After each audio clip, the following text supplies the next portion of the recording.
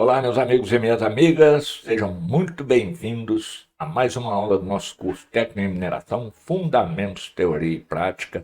E nessa aula de número 17, nós vamos falar sobre análise granulométrica. Então, eu vou apresentar para vocês algumas curvas granulométricas feitas com planilhas e gráficos no Excel.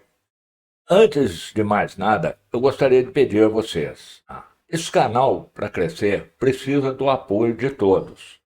E não custa nada, é de graça, você deixar o seu like e o seu comentário. Ou seja, vai lá no joinha, lá, fala, gostei, muito bom. Em primeiro lugar, incentiva a gente a continuar trazendo esse tipo de material. E, em segundo lugar, ajuda o canal a crescer. Se você compartilhar, melhor ainda. Vamos lá, meus amigos e minhas amigas.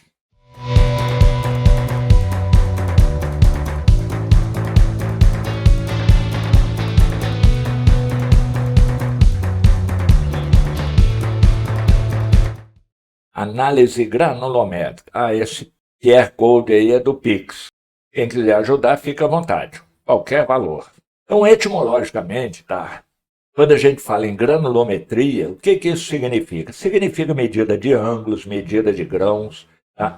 Na prática, esse conhecimento da distribuição do tamanho das partículas, ele é muito importante, porque é a maneira de expressar o estado dimensional delas, tomando por referência escalas convencionais de aberturas padronizadas. Traduzindo tudo isso, a análise granulométrica normalmente é feita através de peneiras.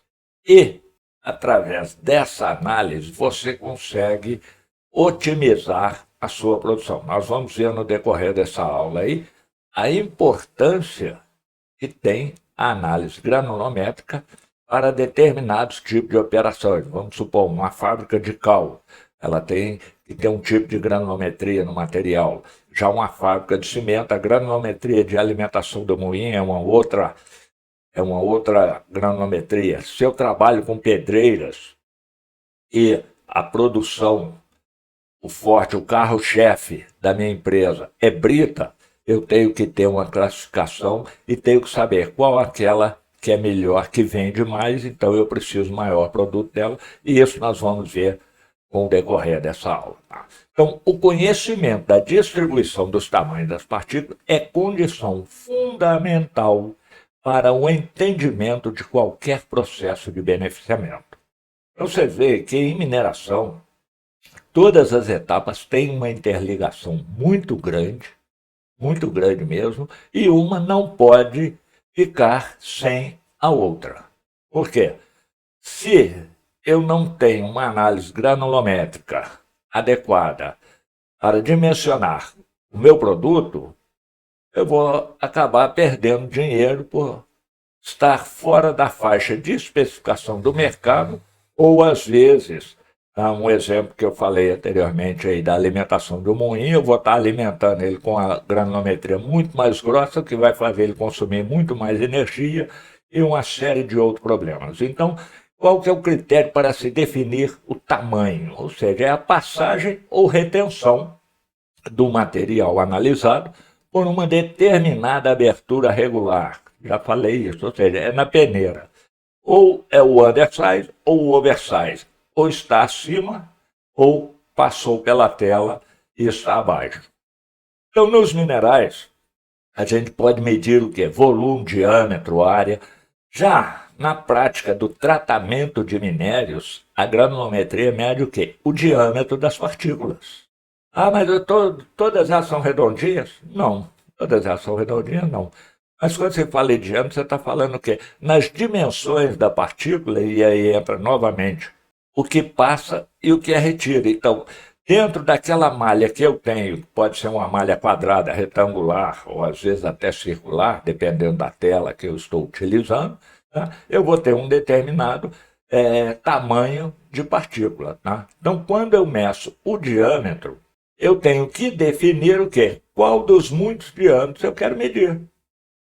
Então, sendo assim, o material a ser separado em frações, porque quando eu faço uma análise granulométrica, eu não uso somente uma peneira, eu uso várias peneiras para determinar as frações do meu material.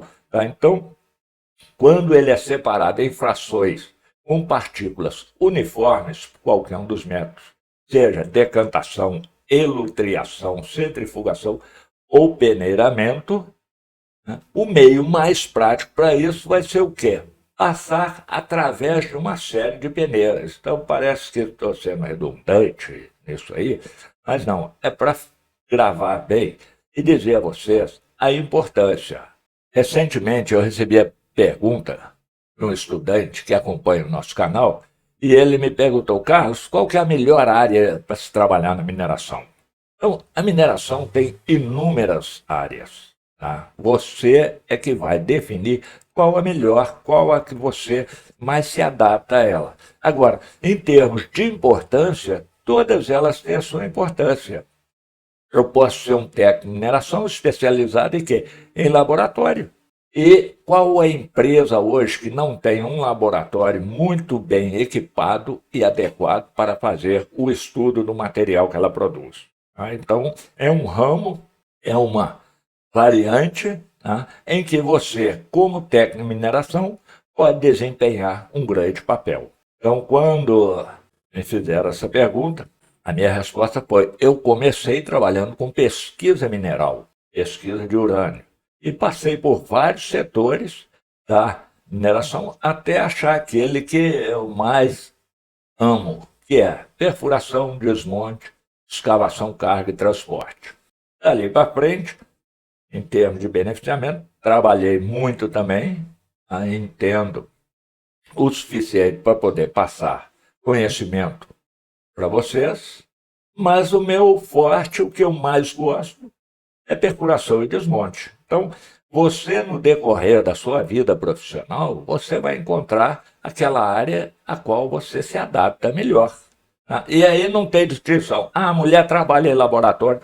Não tem disso não, meu amigo. Eu trabalhei com mulheres na perfuração e desmonte, excelentes profissionais, como também com homens em laboratório, também excelentes profissionais. Então, a mineração ela não deve discriminar. Ah, essa operação é para mulher, essa operação é para homem. Não existe isso, não existe isso. Tá? O que existe é o seguinte: você tem competência, você tem conhecimento, você tem capacidade, aí sim, aí sim. Se você não tem, você tem que buscar mais conhecimento. Se você tem, independente do sexo, você está qualificado para trabalhar na mineração. E, no caso maior ou menor, torna-se condição de passar ou não passar. Vamos pular isso aí que eu já falei. Tá? Vou pular a definição de maior ou menor. Eu posso usar meios fluidos, água, ar, para auxiliar na separação, e cada caso é um caso específico. Quem já teve a oportunidade de ver um laboratório de preparação de amostras, já viu lá as peneiras que estão aí na foto à esquerda, já viu as peneiras quadradas que esse rapaz está limpando aí, na parte de baixo do slide, e sabe que existem várias séries, vários padrões para a classificação dessas peneiras. O que é mais utilizado é a série Tyler. O que é a série Tyler? Ela tem uma abertura padrão, tá, que é de 200 mestres, que equivale ao que? 0,074 milímetros. E a razão desta série nada mais é do que a raiz quadrada de 2. Tá? Nós não vamos entrar em detalhes sobre as séries, isso, aquilo, e por que chegaram a isso. Nós vamos saber o seguinte: série Tyler é a mais utilizada.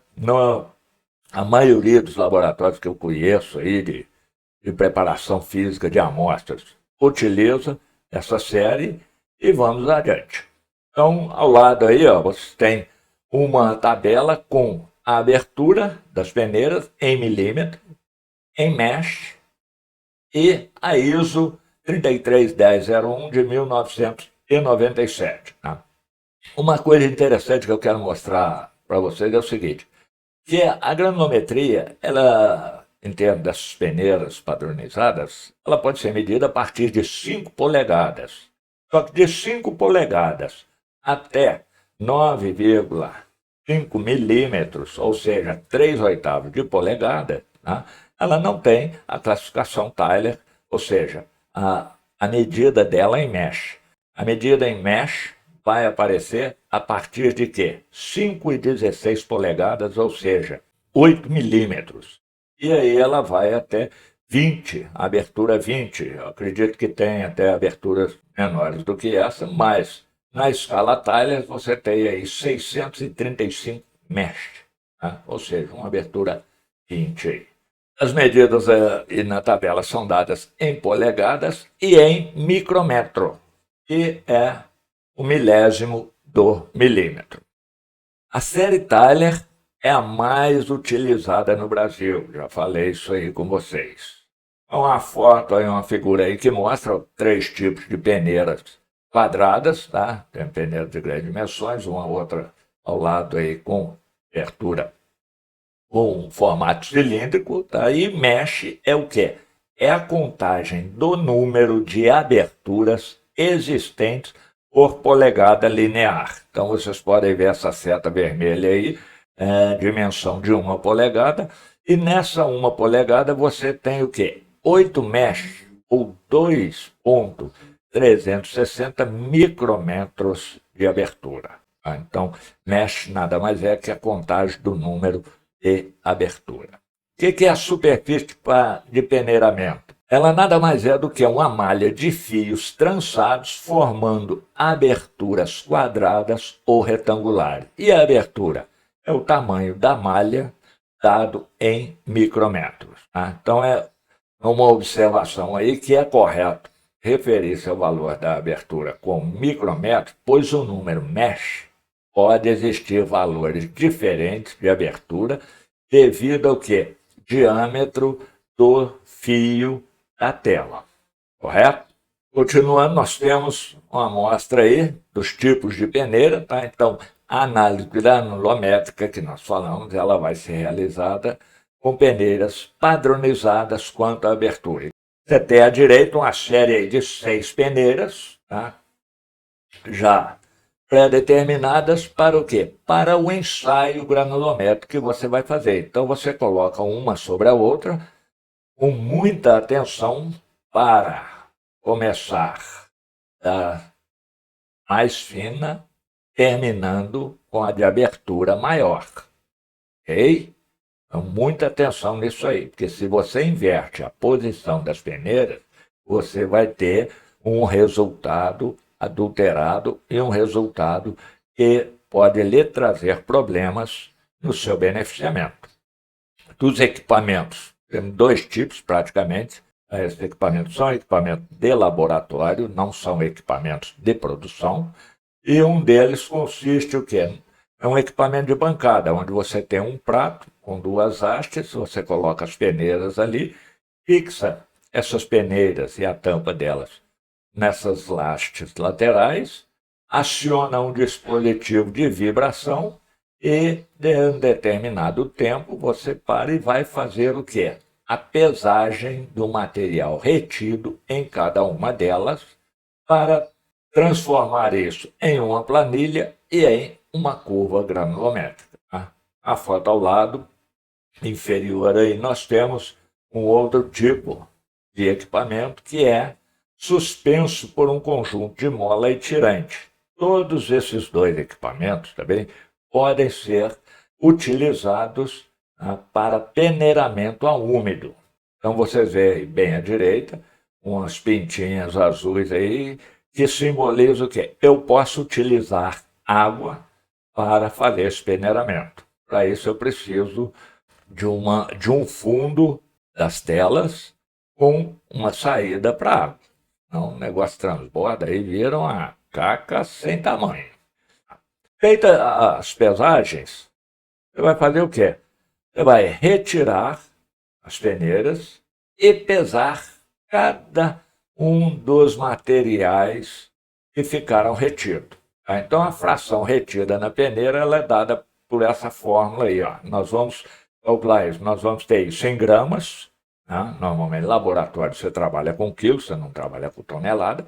Então, vamos ter isso em gramas, e vamos ter também o quê? O percentual, que esse é o que é importante para a gente estar regulando o nosso beneficiamento, ou melhorando o nosso beneficiamento, ou até mesmo fazendo troca de telas em peneiras para melhorar a granulometria de um determinado produto que nós queremos. Então, a fórmula é bem simples aí, tá? Onde você tem o percentual da massa retida, ele é igual a massa retida I, que é a massa por peneira, dividido pela massa total alimentada na amostragem.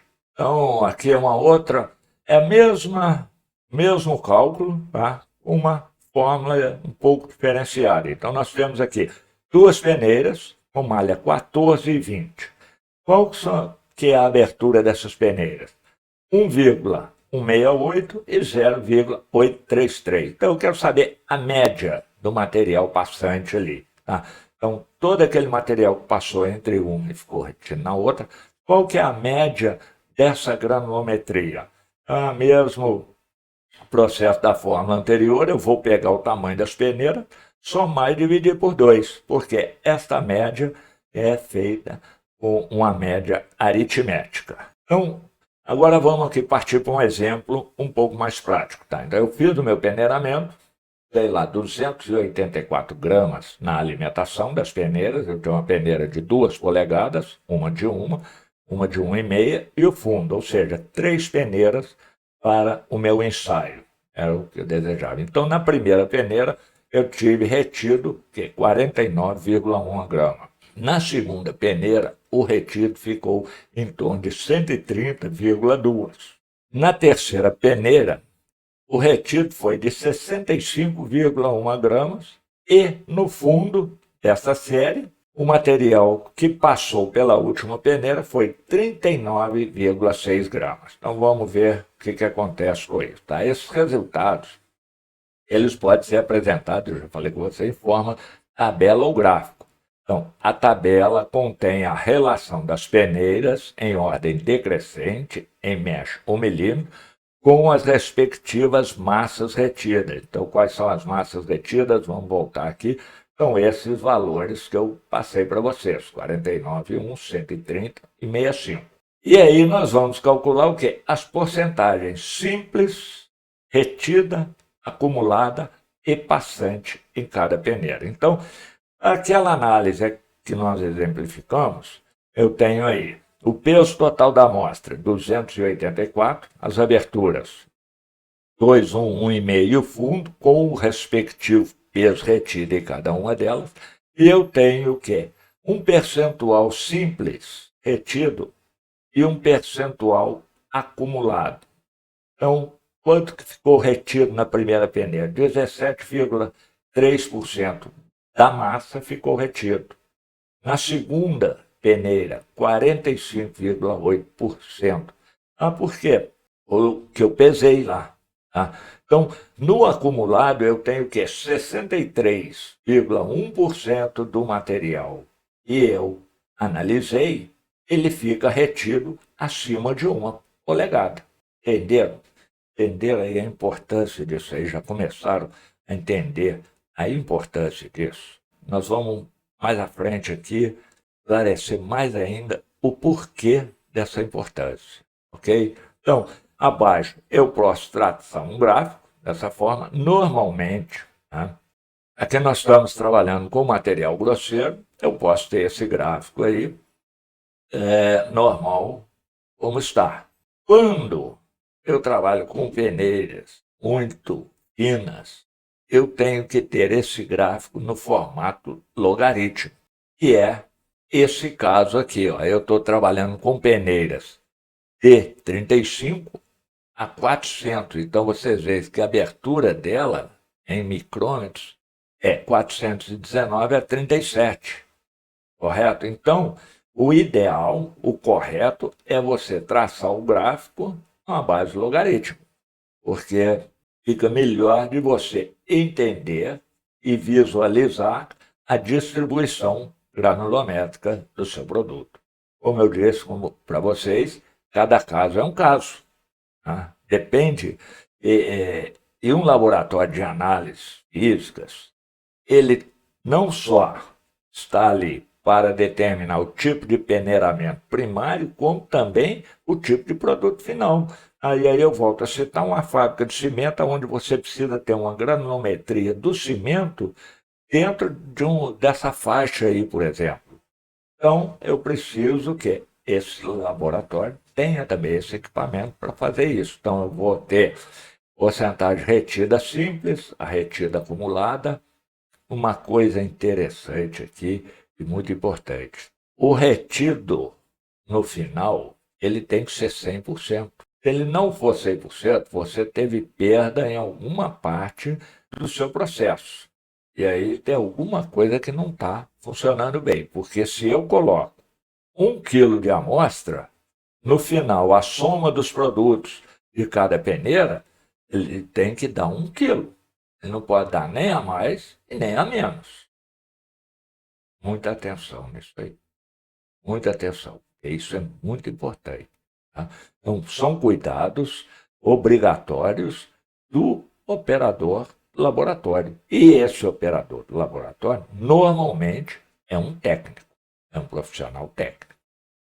Então, outro exemplo aqui, tá? Onde eu tenho as malhas que foram utilizadas, eu calculo a abertura delas através de quê? Através dos dados que foram passados, através de consulta e tabela.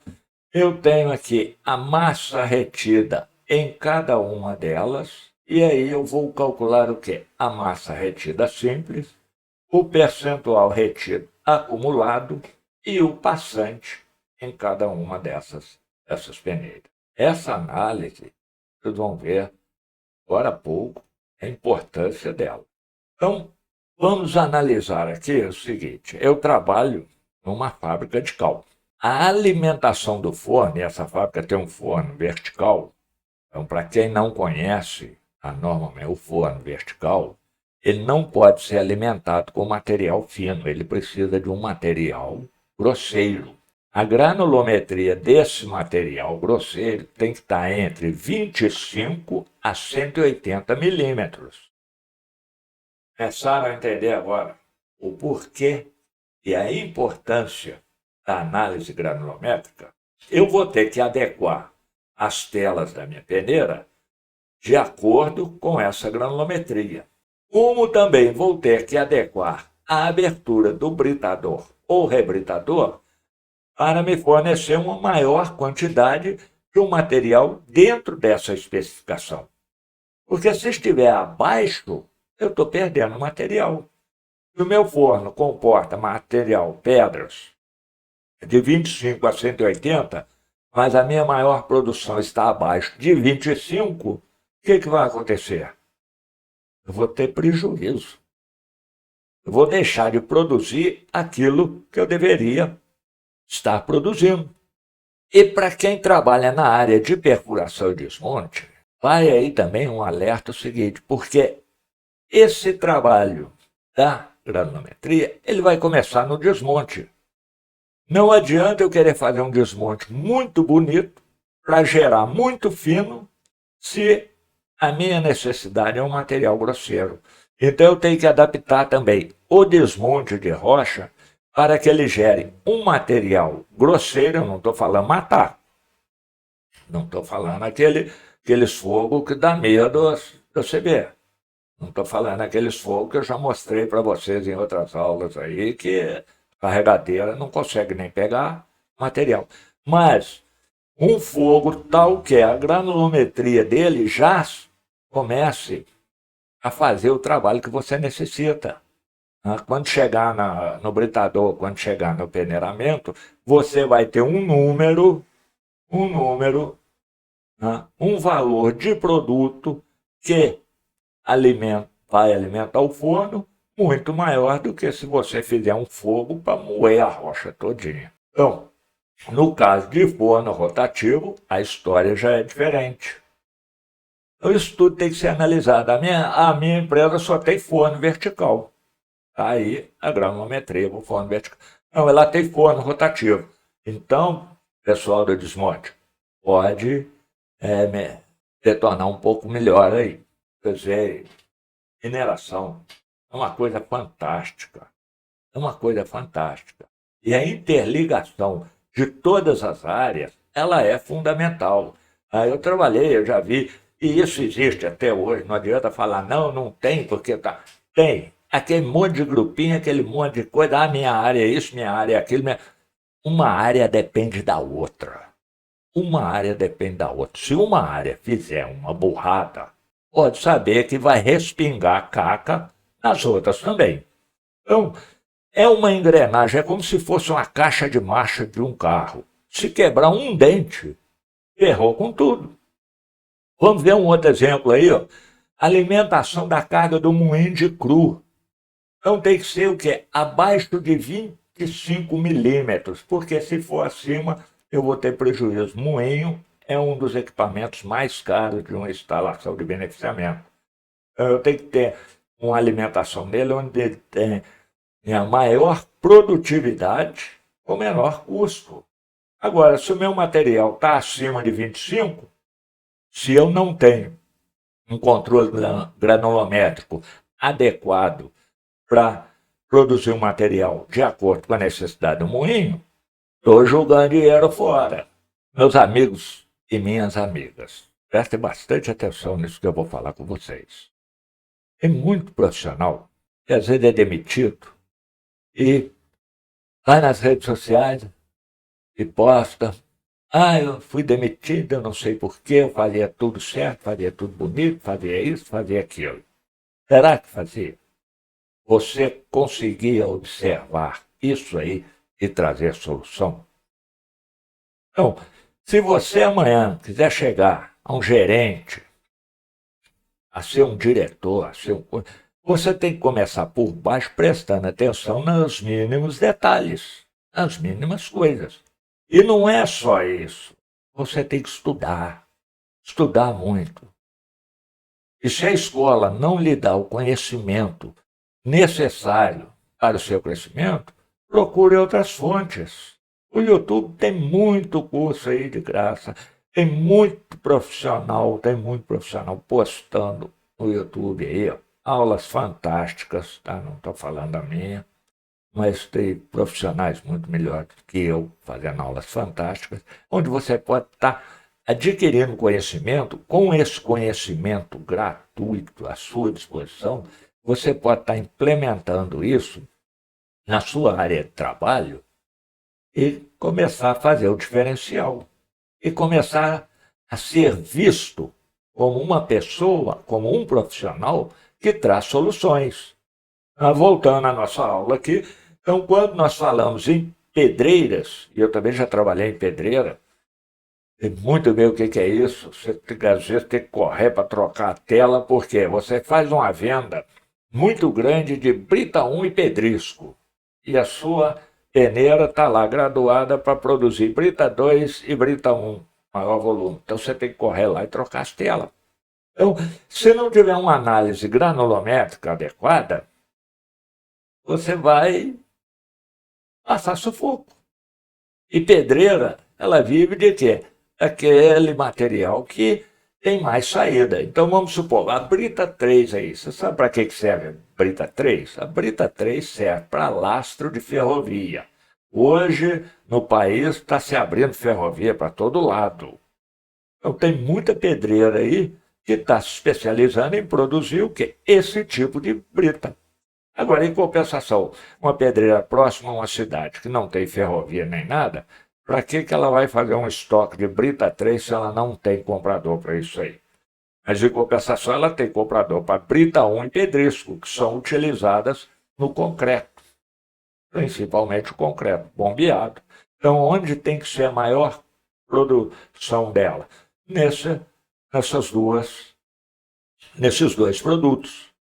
A bica corrida aí é um caso à parte, eu não vou entrar em detalhe nela, ela sai antes do peneiramento, logo na britagem. Basicamente, a brita corrida sai na grelha de alimentação do britador, e ela tem um tamanho máximo para ser considerado bica corrida aí, de 25 milímetros. Um pó de pedra, ele é utilizado o quê? Para asfaltamento. Muito utilizado para asfaltamento. Então você tem que analisar qual que é o meu mercado. Eu tenho que produzir para quê? Eu tenho uma venda grande de Brita 2. Então eu vou lá, troco as telas para produzir mais Brita 2 do que Brita 1. Ok?